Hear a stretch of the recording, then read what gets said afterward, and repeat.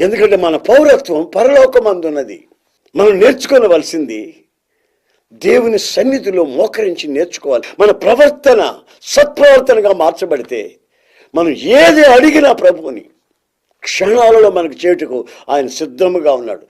ఆయన సజీవుడైన యేసుక్రీస్తు నా జీవితాన్ని మార్చినవాడు. నా తాతగారి పేరేంటి అనుకున్నారు? పోతురాజు.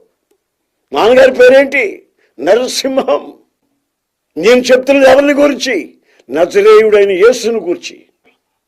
అపవిత్రులతో కానీ, త్రాగుబోతులతో కానీ, అక్రమ సంబంధాలు కలిగిన వాళ్ళతో కానీ మన స్నేహాలు పెట్టుకున్నట్టే ఆ పాడు స్నేహాల వల్ల మన జీవితాలు పాడైపోయే ప్రమాదం ఉందని హెచ్చరిస్తున్నాం. బైబిల్ చెప్తున్న సత్యాన్ని ప్రకటిస్తున్నాం.